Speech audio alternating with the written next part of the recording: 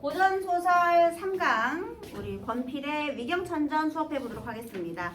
우리 요즘에 소설, 그러니까 고전소설이든 아니면 현대소설이든 좀 까다로운 문제 유형이 바로 2번 문제 같은 거예요. 왜 까다롭냐? 어렵진 않은데 시간을 많이 잡아먹기 때문에 본문을 꼼꼼히 읽어야 돼서 굉장히 귀찮은 문제죠. 그래서 이런 문제를 풀 때는요, 일단은 4번 보기를 통해서 정보를 먼저 얻어야겠죠? 선생님이랑 같이 한번 봅시다.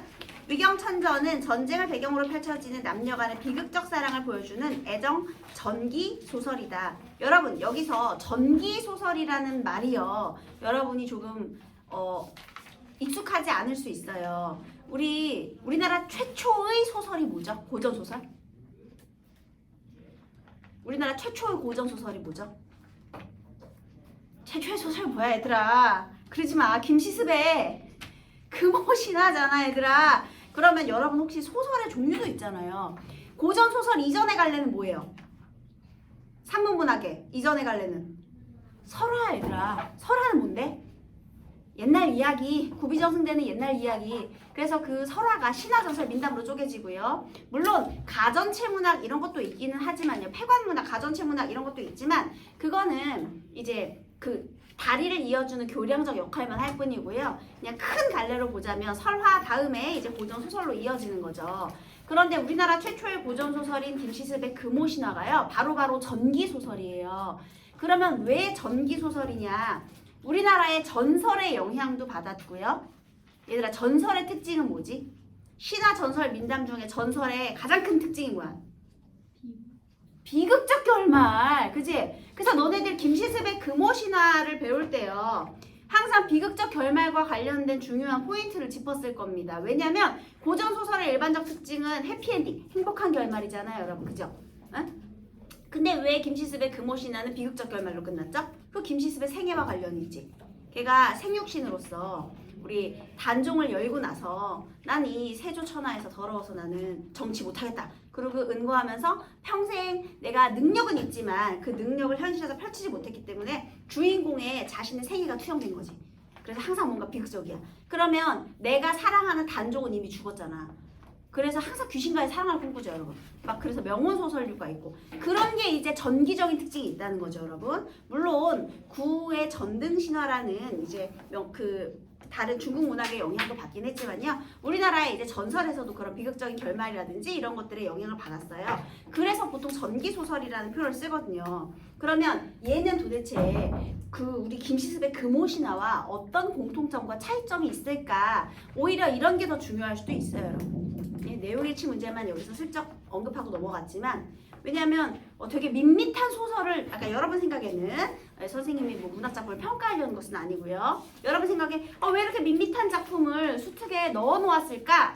얘는 왜 수특에 실었을까가 궁금할 수 있잖아요. 그죠? 그래서 일단 이 작품 같은 경우 우리 전기소설의 한 종류로서, 그러니까 전기소설이라는 것은 김시습의 금오신화와 명맥을 같이 하는 작품으로서 어떤 공통점과 차이점이 있는지를 중요하게 봐야 되겠구나를 살펴볼 수도 있다는 거죠. 네, 그 다음 등장인물은 상대방을 향한 마음을 솔직하게 표현하며 개인의 의지를 통해 사랑을 성취하는 것을 긍정하는 모습을 보이기도 하고, 여기서 되게 마음이 솔직하구나, 그 다음에 개인의 의지를 통해 사랑을 성취하는 것을 긍정하는 모습을 보이는구나, 이런 것도 근대적인 요소죠, 여러분. 왜냐하면 우리 조선시대에 고전소설 등장하는 인물들은 다 어때요?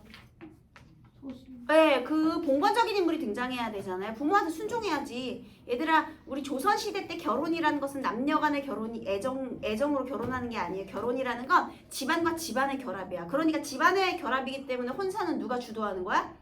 부모님이 주도하는 거지 당사자들끼리의 결합이 아니에요, 여러분. 그래서 이렇게 자유연애 사상이 나오면 무조건 근대적인 요소가 되겠죠. 또 예기치 못한 운명 앞에 절망하는 모습을 보인대요. 그러면 이별의 원인이 뭔지 봐야 되겠지. 어떤 운명이 얘네를 이별로 만드는지. 또 두 남녀 주인공이 사랑의 미래를 가진 후 여러 난관을 넘어서고 합법적 부부로 인연을 맺지만 뜻하지 않은 전란으로 인해 사랑의 성취가 좌절된다는 줄거리.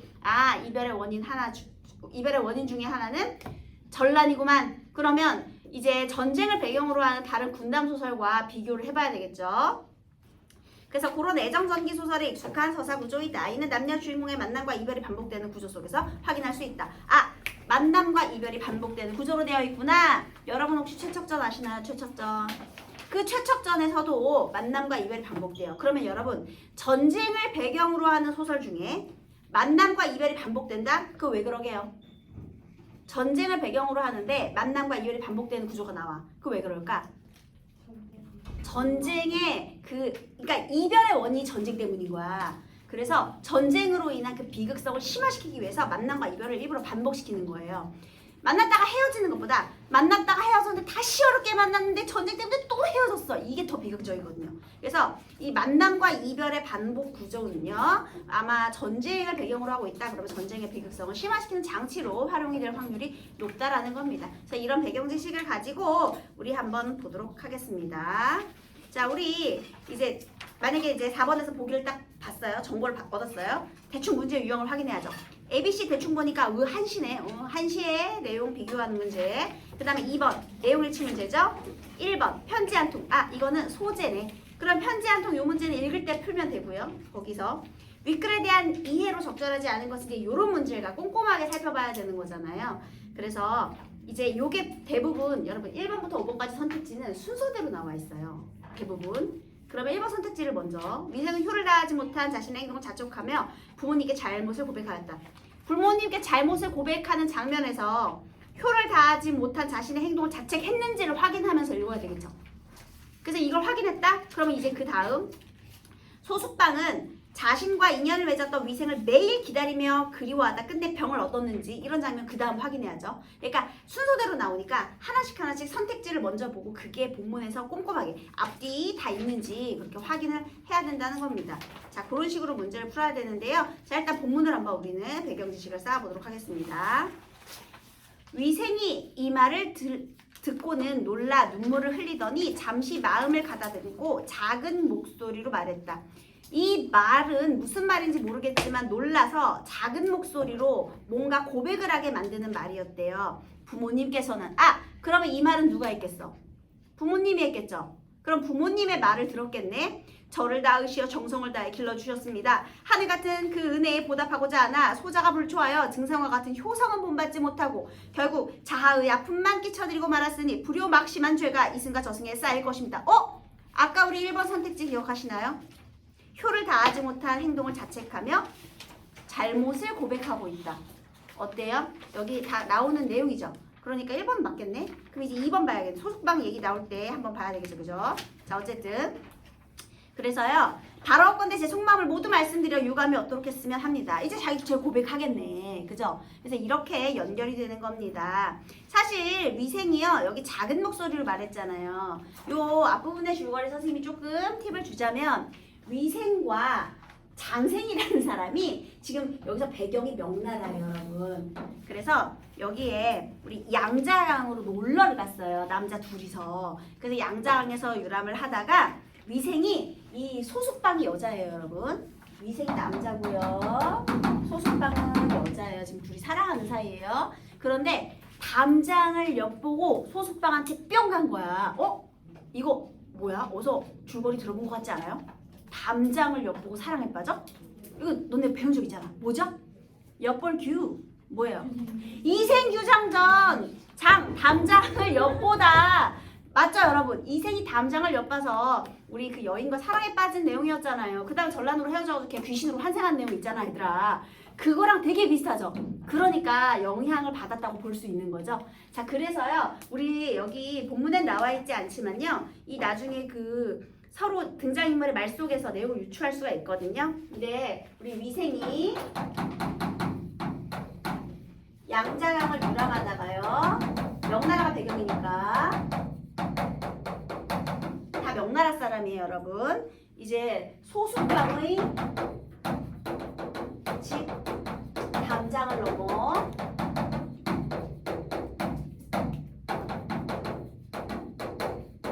사랑에 빠졌어요. 넘지 말아야 될 선을 넘었습니다, 여러분. 그러면 안 되는데. 자, 여러분 여기서 자유연애 사상 등장하죠?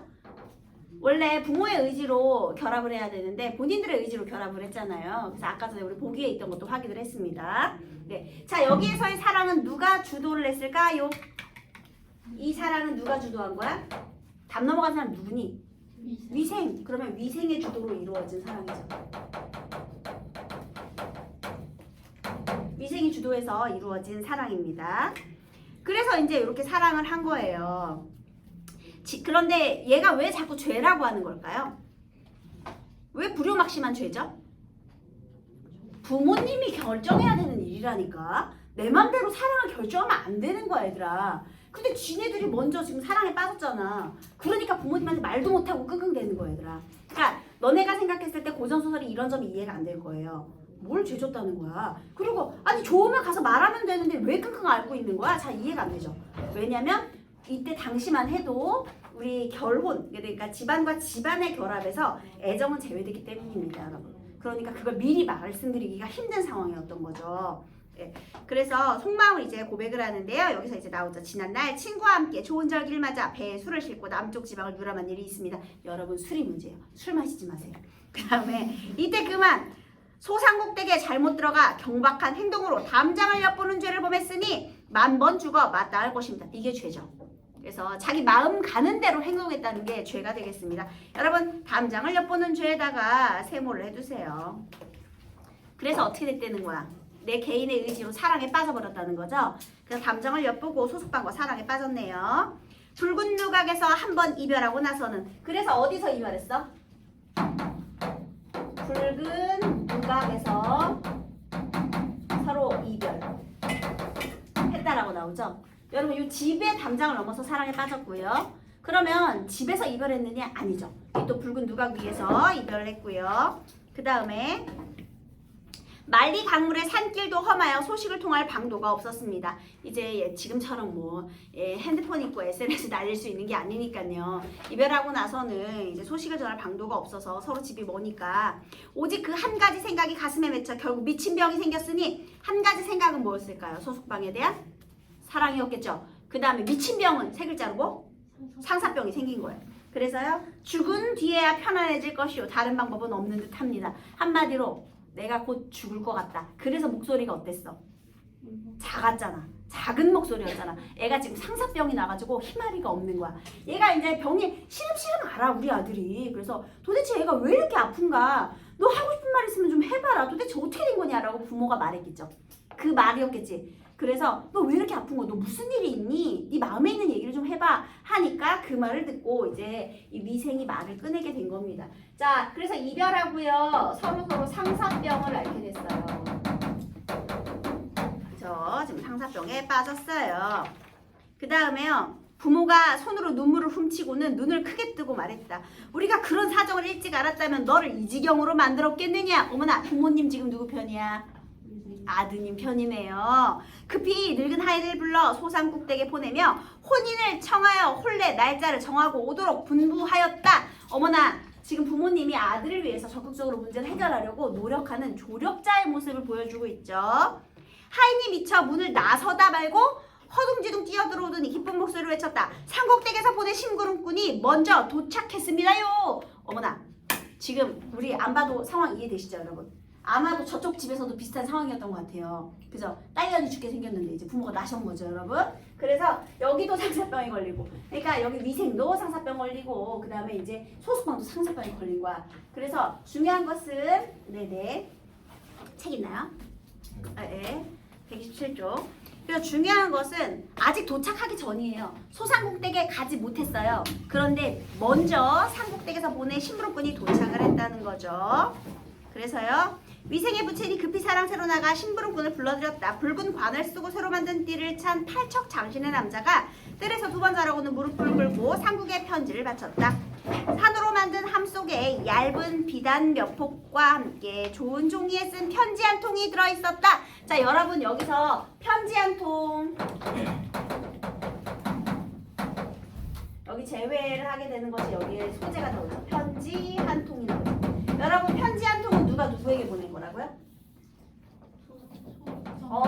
소상국이 우리 위생 집으로 보낸 거죠. 그러니까 소상국 쪽에서, 소상국은 소숙방의 아빠겠죠. 그쪽 집에서, 그러니까 여자 집에서 남자 집으로 보낸 거예요. 편지 한 통. 자, 어떤 내용인지 한번 보도록 하겠습니다. 저는 대대로 높은 벼슬을 지낸 가문의 사람으로 조정에서 벼슬 아래 재상의 지위에 오르고 부귀도 누렸습니다. 일단 야 우리 집 좋은 집안이야 밝혀야 되겠지. 지금은 여생을 편안히 보내기 위해 벼슬에서 물러나 집에서 쉬면서 멀리 고적을 답사하기도 하며 지내고 있습니다. 게다가 교양도 있죠. 예? 고적도 답사하면서 나 이렇게 여유롭게 사는 사람이야. 물고기와 새를 벗으로 삼고 꽃과 대나무를 즐기며 맑은 흥취를 돕기도 하고 손님을 맞아 술자리를 열고는 하루를 보내기도 합니다. 우리 집안 좋은 집안이고 여유 있는 집안이야. 나 교양도 있어. 밝히고 있죠. 지난날 아드님께서 아름다운 경치를 따야 우연히 저희 집에 들른 일이 있었습니다.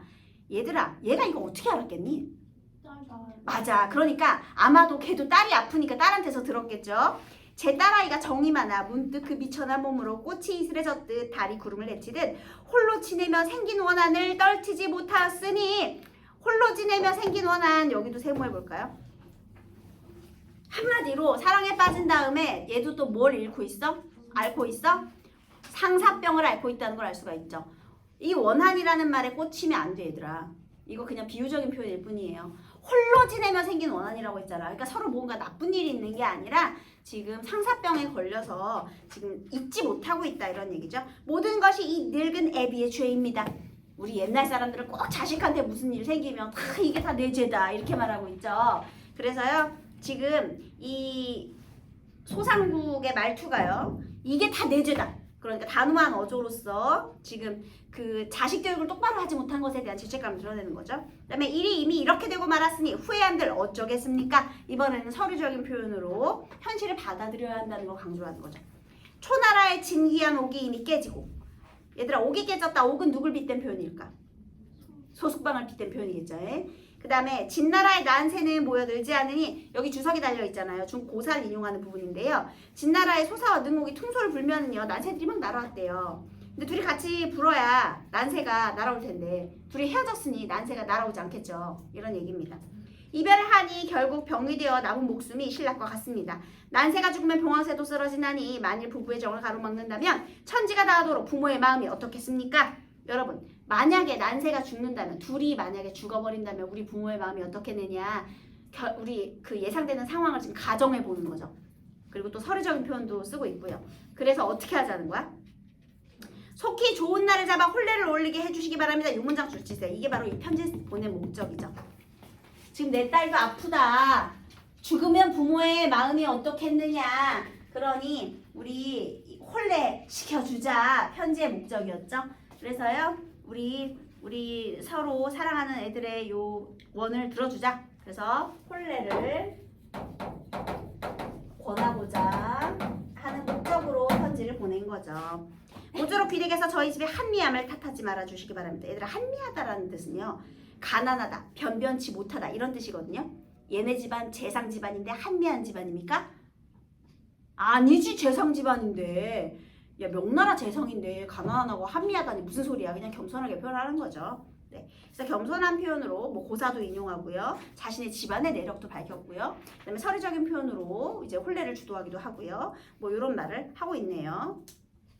편지를 다 읽자 심부름꾼이 2번 전한 다음 저간 지금까지의 사정을 아뢰었다.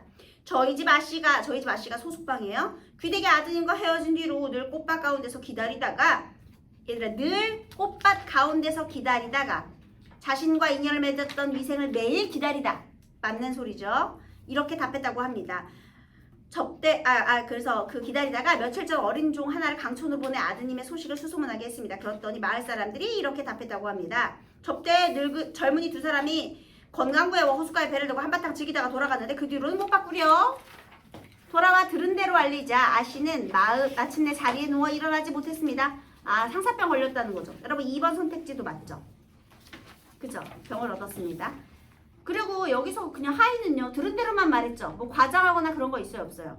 없습니다. 왜곡하거나 과장한 게 없어요. 이런 내용 말하는 것도 중요하죠. 만약에 어떤 사람이 내용을 전달했어 그러면 왜곡했다, 뭐 과장했다 이렇게 오답을 만들 수도 있는 부분이거든요. 근데 들은 대로 얘기했을 뿐이에요.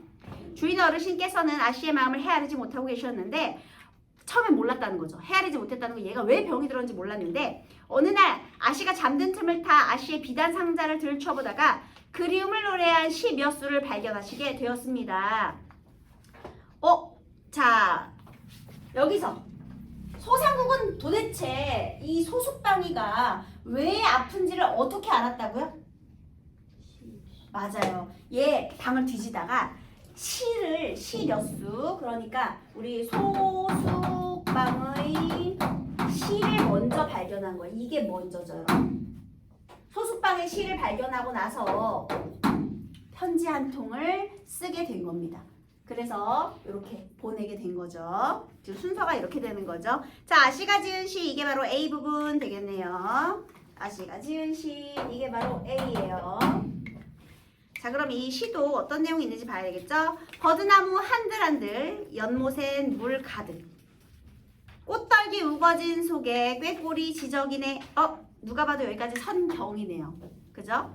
슬퍼서 상사곡 연주하노라니 곡조는 금슬인데 이제 줄이 끊어졌네. 얘들아, 여기는 후정이네요. 자, 여기서 주된 정서는 뭐예요? 정서가 직접 표출됐잖아. 뭐야? 슬퍼서 나왔죠? 아, 여기서요? 자, 주된 정서는 슬픔입니다. 슬픔의 정서.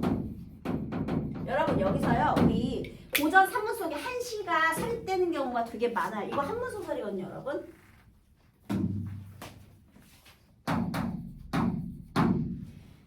여기서 한시가 삽입되면요, 여러분, 뭘 눈여겨봐야 될까요? 보통 한시를 삽입해서 어떤 효과를 드러낼까요, 여러분? 이거는 뭐 현대소설도 마찬가지고요. 시가 삽입되었을 때, 그리고 고전소설에 한시가 삽입되었을 때 효과가 다 비슷해요. 먼저 뭐 산문의 단조로움에서 탈피한다, 뭐 이런 건 안 적어도 되죠, 여러분? 그러면 시는 얘들아 어떤 갈래야? 뭐를 압축하는 갈래야? 정서를 압축하는 갈래잖아. 그러니까 등장 인물의 정서를 확인해야 돼. 아마 시를 통해서 인물의 정서를 압축해서 드러냈을 거야. 그러면 시를 딱 보면 도대체 무슨 정서인지, 이 시가 말하고자 하는 게 무슨 정서인지 봐야겠죠. 그리고 대부분에요, 왜 우리 시적 화자의 상황 이런 거 기억하지, 얘들아? 시를 판단할 때. 그래서요, 인물이 처한 어떤 상황이나요, 처지를 드러내는 경우가 많아요. 그래서 정서, 그리고 걔가 처한 상황이나 처지, 요걸 중점으로 판단을 하는 겁니다. 그리고 나서 이제 한시의 표현 방법이나 효과 같은 것들도 볼 수 있는 거죠, 여러분. 그래서 가장 먼저 판단해야 될 건 요거예요. 자, 그러면 여기서도요, 소숙방의 시에서도요, 슬픔의 정서를 드러냈고요.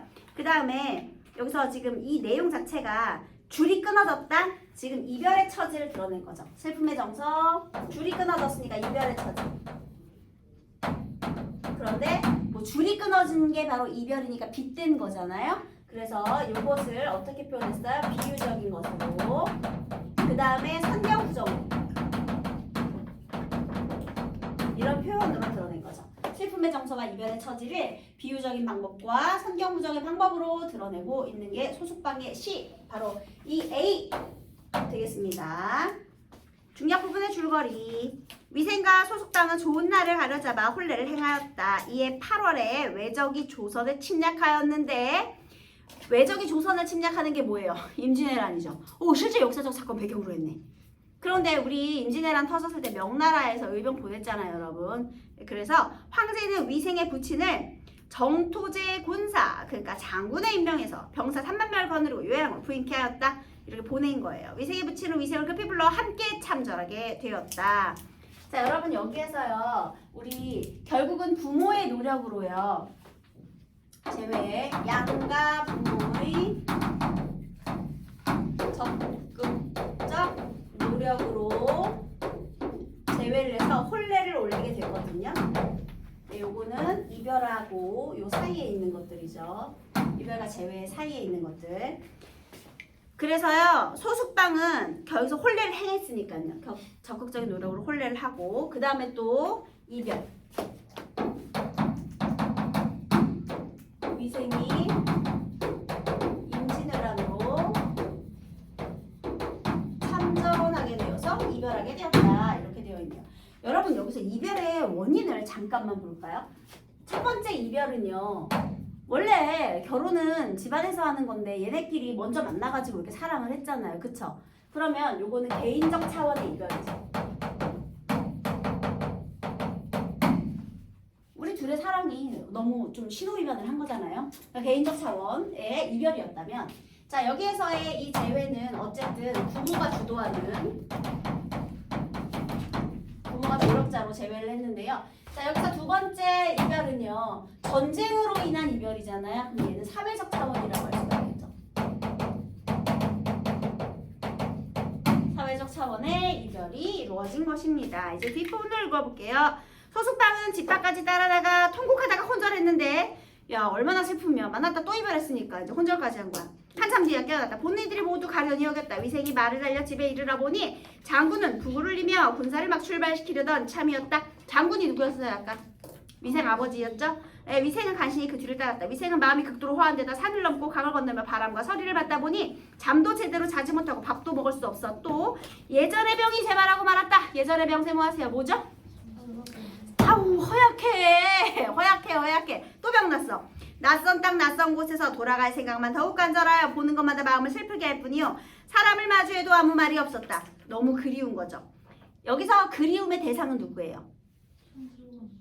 아내도 있고요. 소속방도 있고 또 뭣도 있을까? 지금 낯선 곳으로 왔잖아. 집 고향에 대한 아내에 대한 그리움이 둘 다 있어요. 이런 이생을 보고 있자니 장군의 근심 또한 매우 컸다. 어느 날 밤 군대가 흥부에 이르렀다.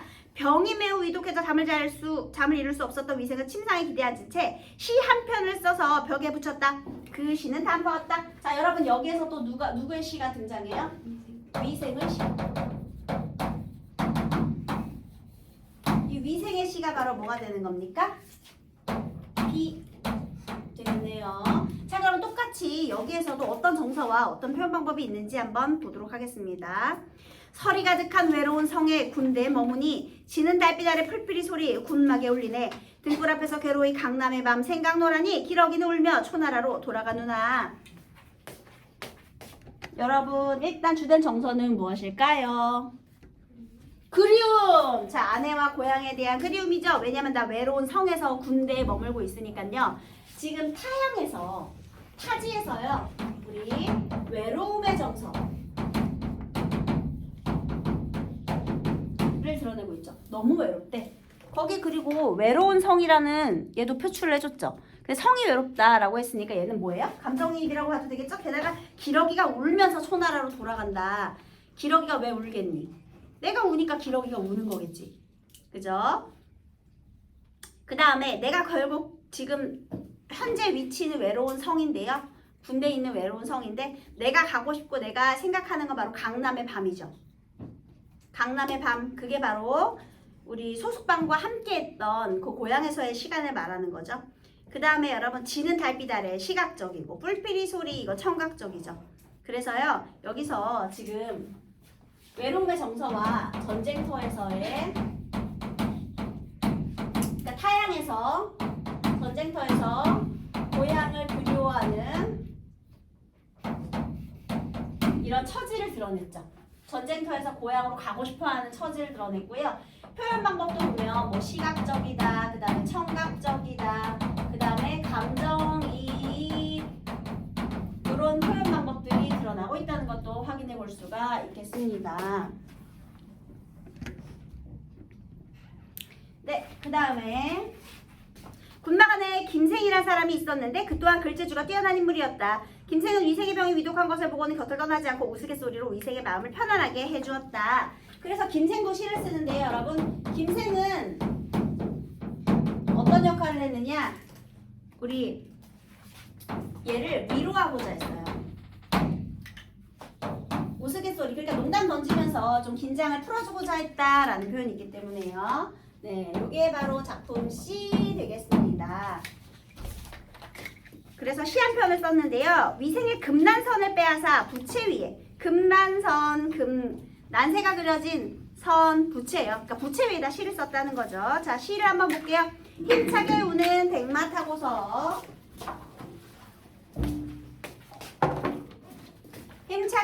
타고서 용검 휘둘러 누란 처붓을 날 그 언제인가. 자, 여러분 누란 여기서 서역이라는 표현이 있죠. 그러니까 이거는 서역으로 표현되어 있지만 적국을 말하는 것이겠죠. 그러니까 외국이겠지. 외국. 지금 임진왜란이니까. 그러면 적을 물리치고 싶은 소망이 드러나 있네. 적을 물리치고자 하네요. 그러니까 지금 내가 백마를 타고 검을 휘두르면서 적을 무찌를 날이 언제인가? 그러니까 적을 물리치고자 하는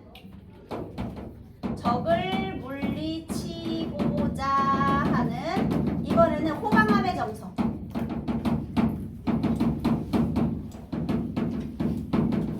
여기는 호방함의 정서가 드러나 있어요.